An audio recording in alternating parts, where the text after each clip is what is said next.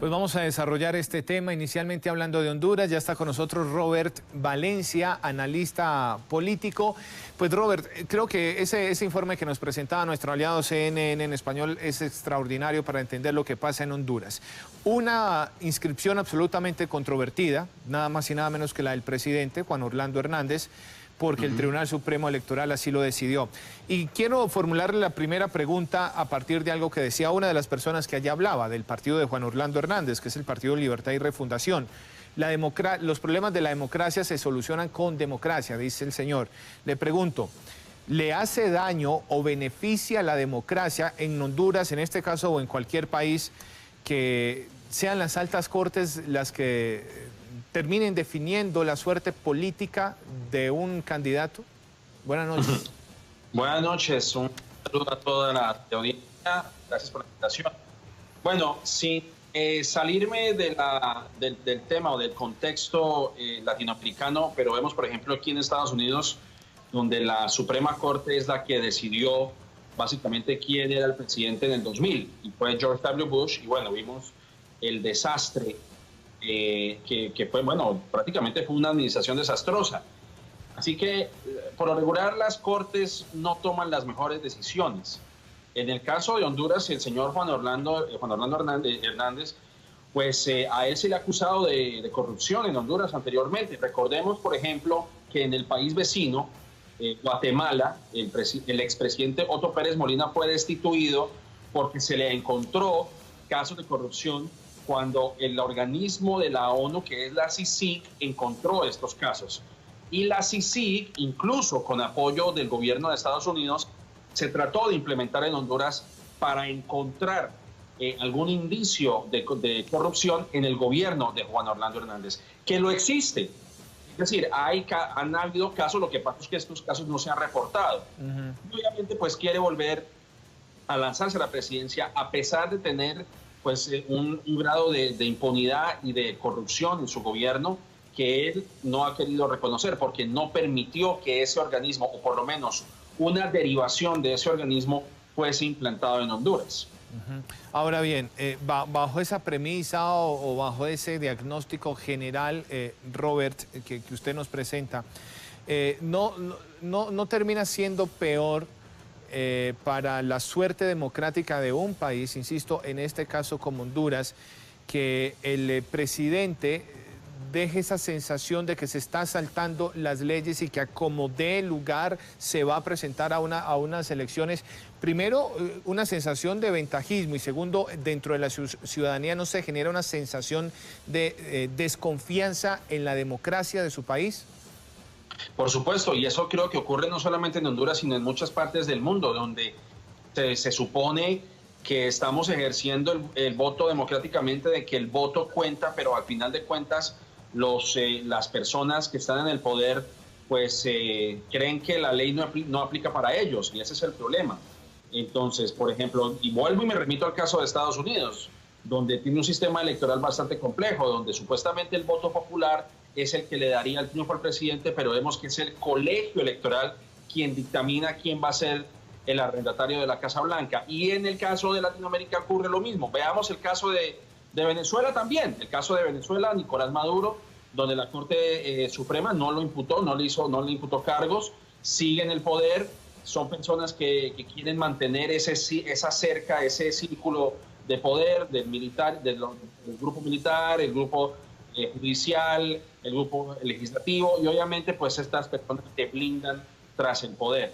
No le hace bien a la democracia latinoamericana. Me parece que todo país merece que tenga una transición de poder tranquila, una transición de poder sin ningún inconveniente. Obviamente todos los gobiernos presentan anomalías, pero cuando hay un mandatario que es la cabeza visible de un país, toma esa determinación, pues obviamente que no entabla el ejemplo que debería entablar dentro de la población.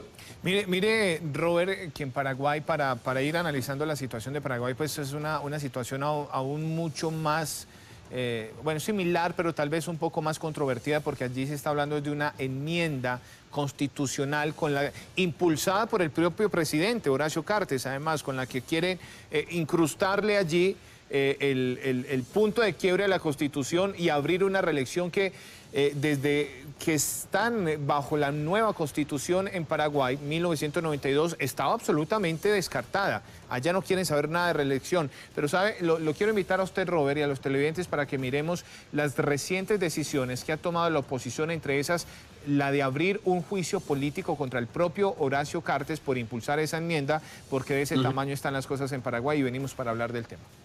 ¿Cómo no? El líder de la bancada A del Partido Liberal, el diputado Jorge Ábalos Mariño, advirtió al presidente de la República, Horacio Cartes, que podría ser sometido a juicio político por mal desempeño en sus funciones si se presenta y se aprueba en el Senado la reelección presidencial vía enmienda constitucional. Estamos conversando entre los diferentes líderes de la bancada de oposición.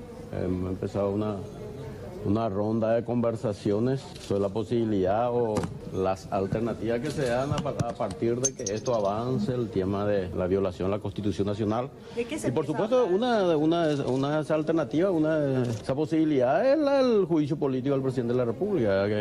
Estamos en una conversación preliminar, pero quedamos en continuar conversando en ese sentido. El diputado José María Ibáñez del Movimiento Colorado Añetete reconoció que existe acercamiento con la bancada liberal para debatir sobre la posibilidad de un juicio político contra el presidente de la República en caso de aprobarse la enmienda constitucional. Yo no quiero adelantar una posición porque hoy hemos tenido un contacto sobre este tema por parte de la bancada liberal y no hemos analizado este tema en el seno del movimiento. Nos gustaría primero dialogar, deglutir este tema, digerir este tema y una vez, si las causales existen, si los presupuestos existen y las razones ameritan, seguramente que se va a discutir en su momento. Para el diputado colorado oficialista Pedro Aliana, la oposición no cuenta con los votos suficientes para iniciar un juicio político contra el mandatario. Pero creo que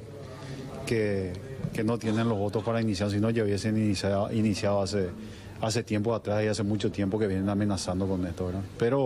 Pero evidentemente no tienen los números ahí, no tienen, porque si es un proyecto que se presenta en el legislativo, no tiene nada que ver el ejecutivo con esto. Creo que he tomado de los pelos, ¿verdad? Con imágenes de Carlos Jiménez, informó Claudio Genes para ABC Color. Bueno, así está la situación. De hecho, gracias a ABC Color por el reportaje. Así está la situación. Y yo en Paraguay, y yo, Robert, le hago una pregunta muy generalizada que aplica para cualquier país, Paraguay, Honduras, Bolivia, de los que hablamos hoy, o para cualquier otro. Partiendo del ejemplo paraguayo, allí hablamos la semana pasada con un diputado, un senador paraguayo, y ellos decían, desde la época de dictadura está absolutamente marcada la secuela que dejó esa dictadura y por eso la Constitución no dejó espacio abierto a la reelección. Le pregunto, ¿son buenas las reelecciones presidenciales en términos generales? Regularmente, como si fuera una película, ¿no? Las segundas partes regularmente no son buenas. Son muy contadas las ocasiones en Latinoamérica las segundas reelecciones terminan en algo positivo. Siempre hay algún escándalo, siempre hay algún tipo digamos, de rencilla dentro de los partidos políticos. Mire lo que ocurrió en Brasil. La reelección de Dilma Rousseff pues no sirvió de mucho porque realmente pues el Senado la destituyó. Y el caso de Carlos Menem también, en su segunda reelección resultó ser un presidente desastroso para Argentina. El caso de Alberto Fujimori también, que ahora está en la cárcel en Perú. Bueno, incluso hasta el caso de Álvaro Uribe, cuando en su segundo término se le encontró el escándalo de las chuzadas y todo lo que hemos visto del agroingreso seguro, en fin. Hay contadas ocasiones. Bueno, también veamos el caso de Chile. Michelle Bachelet, que ahora está en su segundo término y ha enfrentado también ciertos problemas de corrupción. En el caso de Paraguay también, yo creo que el tema tiene que ver más que todo con un arraigo histórico, porque en la Constitución de 1989 habían ciertos vacíos legales, lo que le permitió al general Alfredo Stroessner lanzarse por 8 veces consecutivas y estar en el poder por más de 35 años. Entonces existe ese historial de dictadura, claro, donde hay un gobierno autoritario y obviamente no quieren pasar por esa situación. Y también veamos que en el 2018 se está tratando están tratando, Fernando Lugo y Nicanor Duarte, que fueron presidentes anteriormente, de lanzarse nuevamente a la presidencia. Fernando Lugo también tuvo un desempeño como presidente que fue muy criticado y que incluso lo tuvieron que sacar por casos de pederastia, siendo él sacerdote.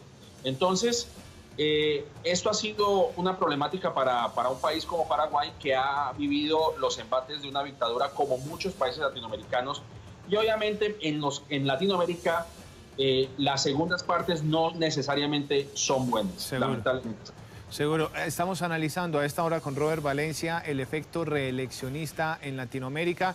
Le quiero pedir, Robert, que nos aguarde un instante. Cumplimos un compromiso comercial muy corto para, ¿sabe qué?, hablar de Bolivia, del presidente Evo Morales, que ya la ha causado más, sobre todo por el tema de la popularidad tan baja que tiene antes de presentarse a una nueva reelección. Seguimos. Cierta inestabilidad. Estamos de regreso y estamos analizando con la etiqueta Hoy Reelección ese efecto generalizado en varios países de la región latinoamericana, donde sus mandatarios están buscando literalmente acomodar en lugar, presentarse a una nueva reelección presidencial. Bolivia es otro de esos casos, como miramos ahora en Honduras y Paraguay, donde ya el presidente boliviano presentó un referéndum que permitiera una nueva reelección, lo perdió, pero ahora su partido, más el Partido Movimiento Socialista, está intentándolo por otra vía. Y Robert Valencia, analista político, continúa con nosotros. Robert, y si fuéramos a hablar de la situación en Bolivia, creo que caemos en la misma situación de lo que analizamos hace un rato con Honduras, donde genera una muy mala sensación cuando sus presidentes intentan acomodar lugar, acomodarse en la grilla de partida para las siguientes elecciones presidenciales, ¿no?